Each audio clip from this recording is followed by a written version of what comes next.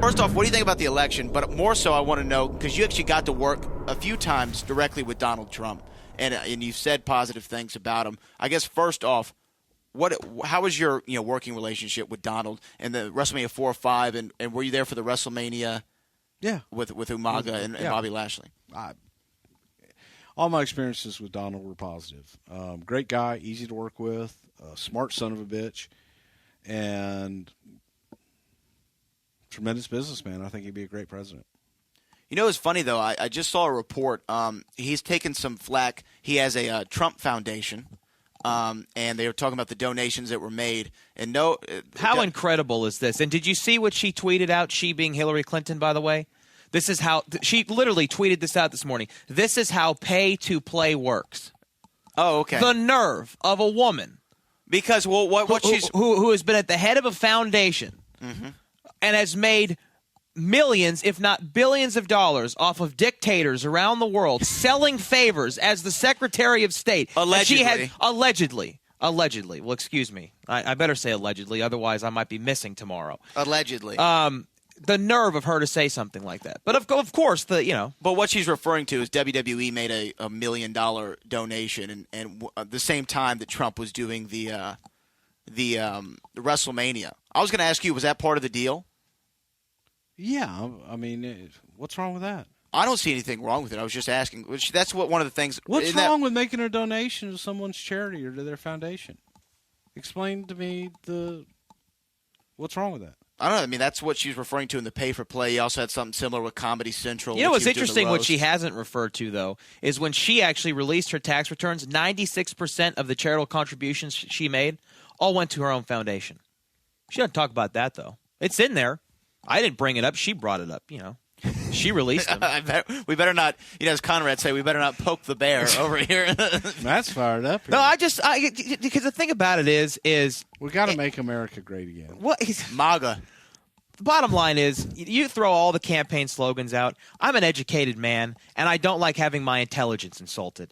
And that's exactly what's going on right now. You can insult the intelligence of somebody who will vote for you because you claim that this man is racist, being Donald Trump, but he is a successful businessman who has he's created $1 billion empire over 30 years, and not once during that period of time did anyone accuse him of being racist then. It wasn't until he ran for public office that now all of a sudden Donald Trump hates black people, Donald Trump hates Muslims, Donald Trump hates Mexicans. And the reason why is because this woman, Hillary Clinton, doesn't have a platform to run on.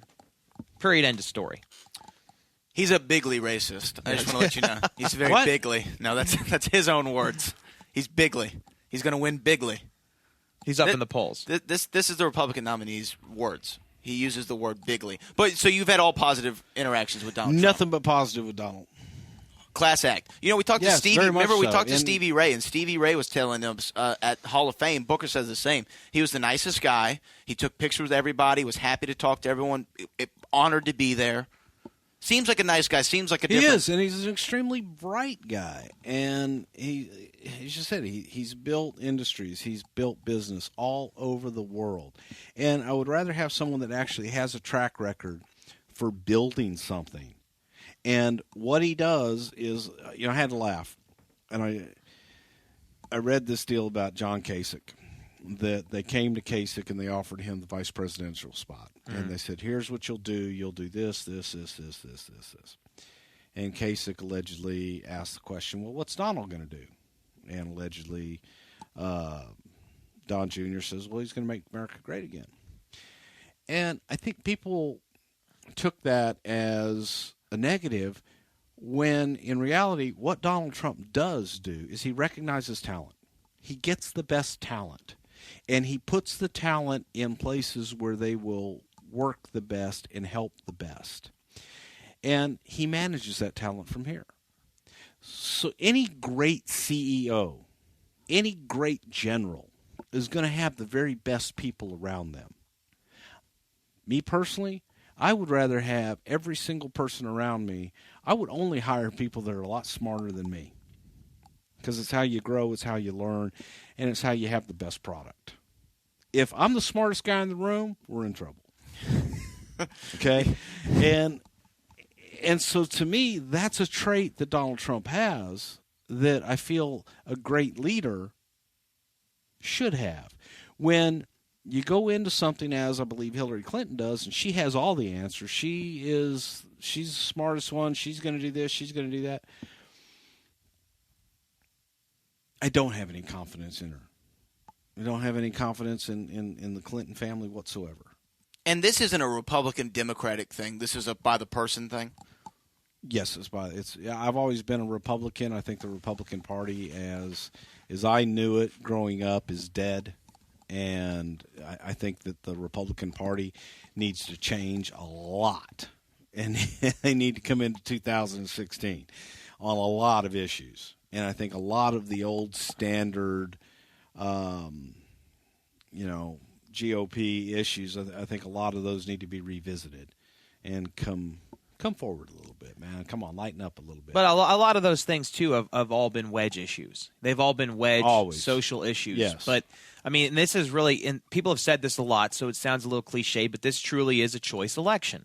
It is. And I think that's why I feel the way that I do and you feel the way that you do, Bruce, is that we have over 94 million people out of the labor force, and we're $20 trillion in debt, and we're talking about wedge social issues. Right.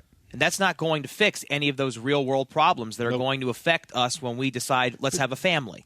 And here's the thing. I'll go back to 2008 when Obama was running initially against John McCain. And I was around a bunch of young people your age that just gotten out of college. And it was really their first election that they were really vested in. And I'll never forget, they were all like, we just want change. We're voting for Obama because I want change. And I remember looking at us, no matter what happens in 2008, there will be change. Okay? George Bush is out. Okay? There will be change because McCain was